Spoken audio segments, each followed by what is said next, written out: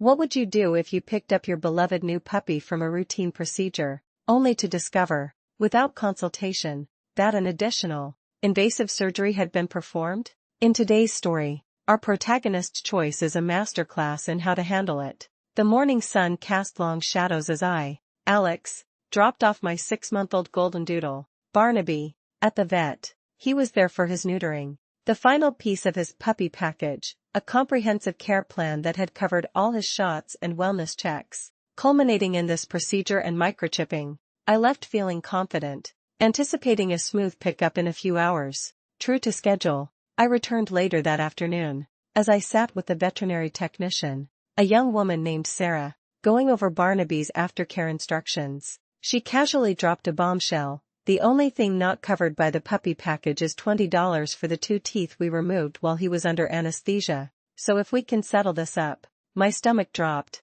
Excuse me, you removed teeth? He was here for neutering. I felt a sudden, unexpected jolt of disbelief. The conversation, which had started so routinely, now took an abrupt turn. Sarah, seemingly unfazed by my surprise, explained. His 2 canines were starting to come in, but the baby teeth were not loose, so we removed them. It's very standard and what the vet regularly recommends. Well, you did more than recommend it, you went ahead and did it, I replied, my voice calm but firm. An uncomfortable silence hung in the air. Sarah shifted uncomfortably, then excused herself, saying, I'll be right back. It's crucial to understand that the $20 charge itself was utterly insignificant to me. Had they simply contacted me, explained the situation, and recommended the extraction, I would have, without a doubt, approved it. My frustration stemmed from the complete lack of communication, the feeling of being railroaded into an upsell without any say in the matter. A few minutes later, Sarah returned. I spoke with the doctor and we are going to discount the $20 since we did not consult you first, she offered. It's not about the $20, I reiterated, trying to keep my composure. I'm more concerned about the fact that I came here for one procedure, and without any conversation or discussion, you expanded the scope of the visit to include tooth extraction. Sarah then tried a different tack. It was necessary. If we were to have done it at a separate visit, it would have been $250. I'm not concerned about the money if it's necessary, I countered, feeling a growing exasperation.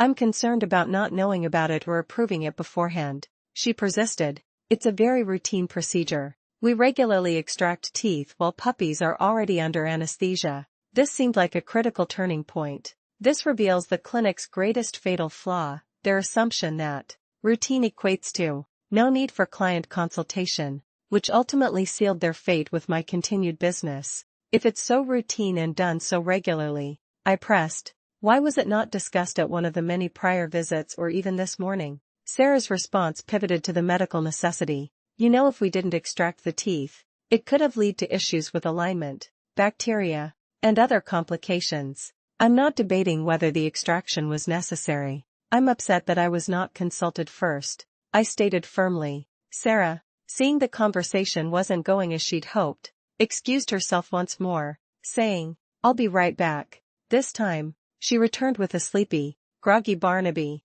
I thanked her, took my pup, and left. I got into my car, Barnaby softly whimpering in his carrier, and felt a confusing mix of relief that he was okay and lingering frustration. I hadn't intended to be rude, difficult, or cheap, yet that's exactly how I felt. Later, talking with coworkers, I still felt conflicted. As Jay Bridgman commented online, it is fairly standard to extract deciduous, baby, teeth during a spay or neuter. However, this should either be on the consent form you sign or you should be called if there are additional charges. No clinic Jay Bridgman ever worked or charged for this. It was often a complimentary service, like a nail trim during surgery. This situation was an opportunity for the clinic to counsel new employees. As it happens from time to time, my beautiful Barnaby is snoozing next to me as I write this, and for that, I'm truly grateful to the vet. I'm not upset that they made a decision they thought was necessary. My frustration lies in their inability to explain that decision,